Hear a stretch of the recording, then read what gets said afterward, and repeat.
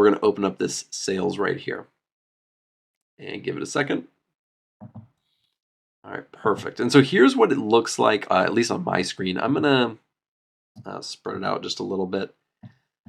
And really quickly, let's take a very quick glance at this. So we have a date, a day, a month, a year. So some date information. Then we have some customer age information. So how old was the customer? Again, this is bike sales. So what did what did they buy? And then we have some demographic information. So this is their age group. We have the gender, the country, state, the product category, the subcategory, the actual product that was purchased, and then we have things like how much these things cost, the quantity that was ordered. So we have order quantity, unit cost, unit price. Then we have the profit, cost, and revenue. All things that almost everything in here we can in some way put into a pivot table. Now I'm not going to go through every single variation of that, but we are going to be looking at a lot of this revenue over here, because I think it's pretty easy to show the value of a pivot table especially with currency or money. So what we're going to do to get started is we're going to go up to Insert, and we're going to click on Insert, and then we are going to click on Pivot Table. Now, really quick, there is a recommended pivot tables. And if you click on that, what will come up is some recommendations that Excel gives based on the data that you have. And it can kind of give you some ideas of what you can do with pivot tables. It's going to generate it for you. We're not going to do that. We're going to build our own. But let's click on Pivot Table, and it's going to auto-select basically everything. And that's fantastic. But if it doesn't come like that, I just erase that. If it doesn't come like that, you can click right here. You can click, you can click Control, Shift, and then the right arrow, and then the down arrow. And that is going to select all of our data. And you have right here a new worksheet or an existing worksheet. We're going to create a new worksheet. Just tends to get too clogged up if we put it on the same worksheet that already has a lot of data in it. So right over here are pivot table fields, and these are all of our columns that we just looked at. And we're going to be able to select those and kind of drag and drop. Now, if you just took the Tableau tutorial series that I just finished doing last week, then this is going to be pretty familiar. You're going to start seeing a little bit of hopefully some patterns about how the data is kind of displayed. And so we have our filters down here. We have columns, rows, values. All of these things we will be using. I'll show you how to use today, as well as some additional things. One thing that we want to start with for this demonstration is we're going to be looking at kind of these bottom ones right here: profit, cost, and revenue. And we're going to be doing that per country and state, and we'll kind of do some drill downs, and I'll show you how those work. So just to start out, we're going to take the country right here, and you'll see it populate right over here. In fact, let me zoom in maybe once. Yeah, that should be fine. I don't know if I might zoom in again in just a little bit. So we have our country, and it's just like this. Very, very simple. Oops. Now I'm going to include the state. Now I'm going to drag this all the way, and I'm going to put it under. You can put it above, or you can put it below. I'm going to put it below. It definitely makes the most sense there. Now, when you do that, it kind of populates it in an expanded way, but you can collapse this very easily. We're going to go right here. We're going to right click. We're going to go down to expand and collapse, and we're going to collapse the entire field. And so now here are all of our countries as they were before, but now each of them has this plus sign to the left. And if you click on it, now we can go and we see this state that we added to these rows. And what this is going to do is it kind of is like a roll-up, or it's like a grouping. And so if you have taken the SQL tutorial series and you've done things with group by, this is very similar to that. And if you've done the Tableau tutorial series, it's kind of like a drill down. It's very, very similar. So you can drill into the information. So we can put some values in here, and what that's going to do is that's going to kind of create some context to what we're grouping by. So just for visual purposes, let's add this revenue. So this is the revenue that is bike bike sales revenue, right? That's what we're looking at. So this is the sum of the revenue for these bike sales per country. Now, if we drop down right here, we can see that in Australia, New South Wales had 9,203,495 dollars. Queensland had 5 million, et cetera, et cetera. So now we can break it down. We don't just have to look at Australia. We can now drill down even further to the actual state, is what they're calling it, the actual state within Australia. And so it's super, super useful, and you can do that for every single one. And so we can look at Canada, we can look at France, and we can really drill down into the revenue for each of these countries as well as the states within them. Now, over here, this is not the most pretty. It just says sum of revenue, and then it has some numbers. Not the most pretty thing I've ever seen. Really quick, we can kind of highlight over these, and we can go back to home. You can do it in a couple different ways. We can go to home, and we'll type currency. Now it has these 2.00s at the end. You can get rid of those really easily by going like that. Already, this looks quite a bit better just visually, especially if you're looking at it in dollars. You can change the currency to different currencies if you want to do that. Now, we don't just have to do the sum of revenue. We can do a lot of different things. So let's go to the value field settings. So we can customize this name. So we can do revenue. Oops, it'd be good if I could spell revenue per country. That's fine. That it's just a placeholder to try to show you. But we don't have to just do that.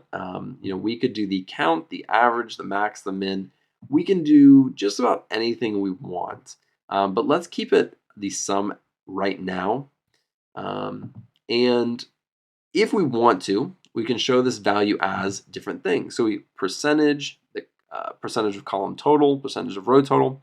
Let's do really quick, just for demonstration purposes, the percentage of grand total. So when we do that, we can see that the United States, the per revenue per country, United States has 32% just between these these countries, and Australia has the next one. So it might be kind of hard to glance at this really quickly to know who has the highest. But what we can do is we can go right here and we can go to sort, and we can do largest to smallest. And there we have the United States on top. Now, when you do it right here, it's not sorted largest to smallest. You'd have to go in again, click sort, and do largest to smallest. And so now we can see that California has the biggest percentage. They're pulling in 20% of that 32% of revenue. So I'm just going to click Control Z a few times and get us back to where we just were. And what I want to do is I want to show you a few different things pretty quickly. So we want to pull in this profit and this cost. And so I'm going to pull in this cost next. And then I'm going to pull in this profit. Again, I'm going to change the currency on this. And I'm not going to change the names right now, but you absolutely can do that.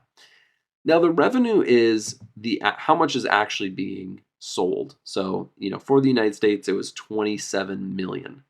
Now the cost is how much did it cost to manufacture or store or distribute all of these products. So that was 16 million. And the profit is actually how much money is being made. At the end of the day, after all of their costs, after all their employee costs, after everything, the United States is still making $11 million. Now, you might look at this and you might say, well, I can kind of glance at it and know that this profit is correct based off these two numbers. But we can do a calculated field. If you remember what calculated fields are, that's something from Tableau, basically the exact same thing. And so we can create an additional column right here that is a calculated field that can add and subtract these things to make sure that our numbers are adding up correctly. So let's do that really quickly. Let's go to Pivot Table Analyze. We're going to go over to Fields, Items, and Sets and go to Calculated Field. Now we can name this anything, and I'm just going to, for demo purposes, I'm going to say, calculated field demo. I'm sure yours will be different. Now, if you want to, you can go in here and this is the formula. It's almost like, we haven't looked at formulas up. This is our first tutorial, but when we look at formulas, it's basically the same thing as writing it if inside of a cell. But here it gives us kind of this open text to do how we do what we want with it. Now what we're going to do is we're going to do revenue. I'm going to insert that. I'm going to get rid of this. I'm going to do revenue. And so that's the very large number. And then we're going to subtract. And we're going to subtract our cost. I'm going to insert that. And let's do this and click OK. So this is our calculated field demo column that we just created. And as you can see, it matches our sum of profit column exactly. And that's exactly what we want to see. We want to kind of check to make sure that this revenue and cost fields are generating the correct profit. And sometimes those are off. And so it's really good to kind of check those and have that additional column. You probably wouldn't have this if you were going to submit this to somebody. Just so you know, now that this is an actual column, you can't go here and do something like cut and paste it over here. That's not, it won't let you do that. What it is now an actual column. And so we can go and remove that and we can add it back at any moment. So if we want to go back and add that, add that down here, we can do that because we've created that column. It's now permanently there unless we go and delete all of that data. And so we can just click this check mark and it will get rid of it for us. All right, now the last thing that we have not used down here is the filters. Now, the filters is exactly what it sounds like. It's going to allow you to filter on certain things, but probably not things that you already have included in your pivot table. So if you add something like the country down here, it's going to kind of expand everything. And then if you then go and filter on it, it kind of breaks it down. That's really not what the filter is kind of used for or meant for. For example, right up here, we have customer gender. Okay, so let's take the customer gender and we'll put it in this filters. Now we can see all of the revenue, all of the cost, all the profit, and we can do that based off of the gender. So we can filter by a gender, not really having to change anything about our pivot table. And so at a super quick glance, we can see that the males are, the profit from the males is 16.487 million, and the profit from the females is 15.733 million. So at a super basic level, at a really quick glance, we can see that the men or the males are spending a little bit more than the females by about $700,000. Now let's go ahead and create one more pivot table. We're going to create a pivot table right over here. Let's go back to the sales right here. Again, Control Shift right down. It's going to select all of our data and we're going to click OK. So one thing that we're going to look at is we're going to use some of this date information right here. So let's select our country just like we did before. And what we want to do is see, what year were we performing our best? When were we doing our absolute best with, let me go back, with our sales. So I'm going to select the year and put that in our columns. And so now we have 2011 through 2016, and we want to look at our revenue. Let's put our revenue right down here. And now we have all of our revenue. Now let's again make this into a currency, just like that. And super quickly, now we can get a really quick glance at how Australia was doing each year. And we can see that there was a huge uptick in 2013 and a huge uptick in 2015. That didn't happen for every single country. It did go up for most countries, very slightly for some. But we can see on a large scale from year to year what that's like. And so within just a few minutes, we're able to create some really useful pivot tables that anybody could look at and understand. And that's really the biggest use of these pivot tables, is that you can kind of group these things together, show some information and data at kind of a broad, larger scale, and make it to where anybody who's looking at it can understand it. That is why pivot tables are so useful. And so I hope that this video was helpful. I hope that I was able to walk through it and help you better understand how pivot tables work and how you can use them when you are working within Excel. Thank you guys so much for watching. I really appreciate it. If you like this video, be sure to like and subscribe below, and I'll see you in the next video.